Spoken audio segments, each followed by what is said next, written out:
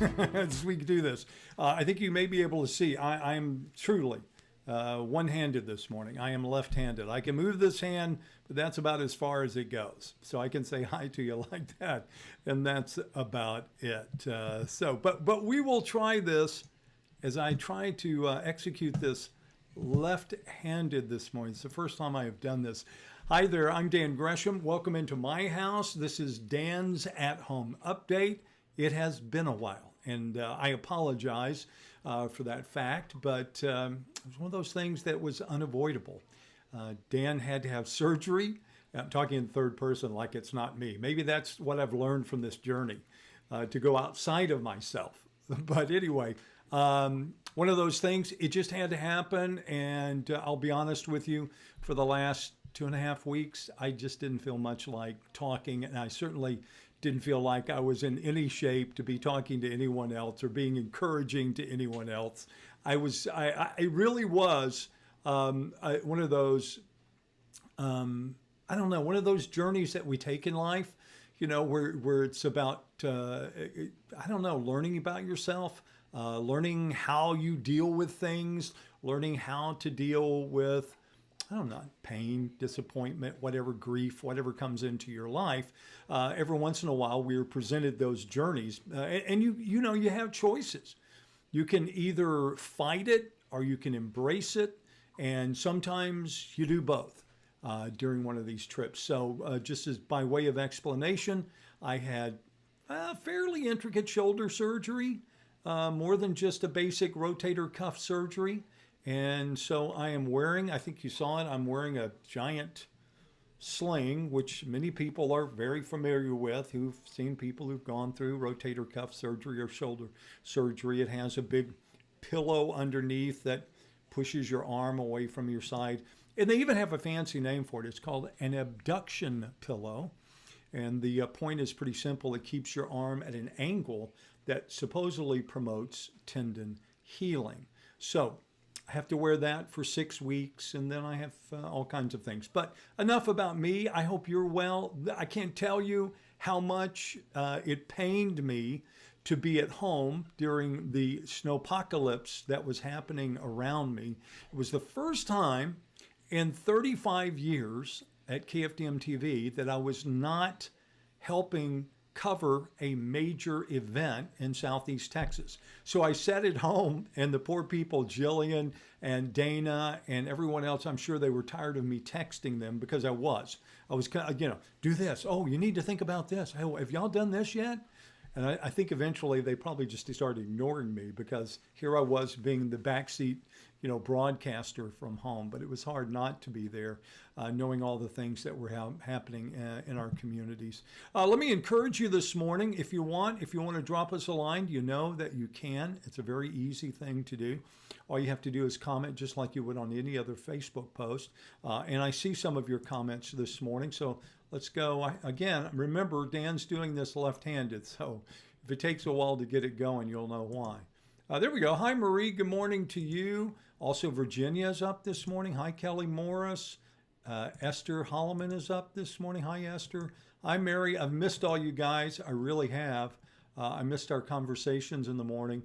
Talking about, I just had all these things. Oh, you need to be sure to, go out and insulate your pipes. You need to make sure that pipes that are up in the attic, don't forget those. But it just wasn't something that was going to happen. Chris Hamblin says, make a Chewbacca noise. Chris, I like that. Are you suggesting that with my fuzzy face that I look like Chewbacca? Because try shaving with the opposite hand. No, that's not why. It's because I wanted to. Tammy, good morning to you. Hi, Virginia. It's good morning to you as well. And again, I appreciate everybody. Hi, Tom. Watching in Lumberton. Well, Tom's normally in Illinois, so it's good to have you here, Tom. And good to have you back here in Southeast Texas. And Dalton says, prayers for quick healing. Well, thank you, Dalton. I hope that is on the way. It's kind of hard to know. It's one of those that it's a pretty constant issue. It's not always terribly painful, but it's one of those that's just kind of a constant ache thing. No physical therapy yet. Haven't been allowed to do that. Won't be allowed to do that until after I take the sling off. And then I'm going to jump right in there because anybody who knows me knows I'm not good at sitting. I am not one of those people who likes to sit on the couch. Don't want to watch television all day, but I have been forced to do so for the last. Let me tell you, if you want to see a very sobering movie, one that will, I'm not going to tell you it's a happy movie, but boy, it's one that really wakes you up and makes you understand some of the things that are happening in our country. It's called Nomad Land. Nomad, as in the wanderers of the earth, nomads. Nomad Land. Frances McDormand. And it's about people who, because of circumstance, and some because of choice, wind up living in vans. Now, some of them are very nice vans. Some of them are RVs. Some of them are motorhomes. But a lot of them are just, the Ford Econoline or, a Chevy window van, whatever. That's where they live. That's where they sleep. That's where they cook their meals. That's where they live. But it is, like I said, it's a very sobering look at where we may be in our society for people who didn't prepare. For people who get to the end of their lives and all of a sudden they realize they don't have anything to live on. That Social Security is not going to be enough to give them, a mortgage payment or to have rent. And they're forced by that to come up with some other way to live. And again, just a suggestion if you're looking for something to watch. Let's catch up as we've always tried to do with the at-home updates. And by the way, always appreciate a like, a thumbs up if you want, or any other feeling that you might have or any other comment that you might have that you want to share. We read every one of them. We may not get them all on, but we read every single one of them. We always like to encourage you to go to kfdm.com, your first stop on the internet, where you can check out what's happening in local news. And you can find out about some of the increasing availability of vaccines in Southeast Texas. Isn't the next quandary going to be who's next? Who gets, once you've taken care of the 65 plus population, which was said to be the highest at risk, along with essential workers, along with nursing home folks, who's next to get the vaccine? And that's still being decided. But it'll be interesting to see where they go with that. Will it be to everyone? Will it be to maybe teachers? Will it be, where are they going to go with that? It'll be interesting to see. Interesting to note, too, the COVID numbers continue to fall in Southeast Texas. You can go and check out that story. COVID hospitalization rate remaining below 15%, which is, again, good. We were up at 19, 20 plus at one point in the area that included Jefferson, Orange, Chambers, Hardin, Tyler counties. So now we're below 15. So that's good. That's a positive thing, right? That the numbers continue to fall. And as we mentioned, the vaccines continue to come into Southeast Texas as well. A lot of places now have the vaccines. I thought this was pretty good about freeze effects on your plants.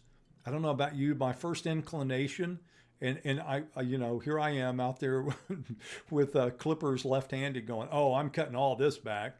That was my first inclination, but now I know after reading that maybe that's not the smartest move. Maybe the best thing that you can do is just kind of wait, because if it's dead, it's not going to be any deader in a month, right? So I don't know. I'm going to hold off for a while, see if maybe we get a bounce back on some of them, see if maybe it just killed the outer leaves and that, the plant itself is still in good shape. Anyway, those are just some of the stories. I'm not going to stay real long this morning, but I just wanted to check back in, let you know I'm okay. We'll get back on a regular basis, on a regular routine. Just one other note for you, and it's not the ad that I was looking for, but that the Texas National Guard is now involved at giving vaccines across the country. So again, some good news coming out. And then, of course, always one of my favorites to check is USA Today. I always call it the nation's newspaper because they do a pretty good job of offering you up stories from all across the country. And if you're not one of those people that wants to be, you don't want to spend a whole lot of time. To me, this is one of those. What was the old? I'm trying to think. There was something. There was the joke was they never write a story Whoops, I just lost my camera. So I'm going to go to this one and we'll finish up. They never write a story that it takes longer, that you can't read in the time that you would take a potty break or whatever. And I think that's kind of what USA Today does very well in putting news, and not in, you can certainly find long form if you want it, but that's just a good way to get it quickly. Mary, thank you again. I am here. I am back. I'll try to do this on a regular basis. And as I mentioned, thank you all for taking time to check back in. I'll try to post up so you'll know when we're coming to you. Caroline Morris, thank you for your comment. Also, Bobby Henry, thank you. Appreciate it. Also this morning, Latoshia, thank you this morning. Carolyn, appreciate your thoughts this morning. Mary, thank you for yours as well. Also, Barbara, thanks for listening there in Odessa, Florida. Appreciate that. And meanwhile, Denise is in Mississippi this morning, while Barbara Ann Woodson is also checking in. Lori says, Nomadland was a depressing realization. I told you, it is not an uplifting story, but hopefully, Lori, to me, hopefully it's an eye-opening story, that we're aware of the plight of some others and that we don't find ourselves in that same situation. Hi, Carol. Glad you're watching there in Elkhart. And also, Shara Santos says, glad you're on the men. I can empathize with you about the experience of being on the sidelines during an event. I'm an RN that was always in the first responder role until a couple of years ago. It really is different when you're not there, for sure. Thank you again for all your comments this morning. I want to remind you that we will be back doing our updates on a regular basis. And we will be on Facebook as well as Twitter and YouTube, and these are all the ways that you can find us during that time. So appreciate you taking a couple of minutes with me, and again, we'll try to get back on a regular basis coming up on Monday. So you go out and make it a terrific weekend, and we'll talk again then.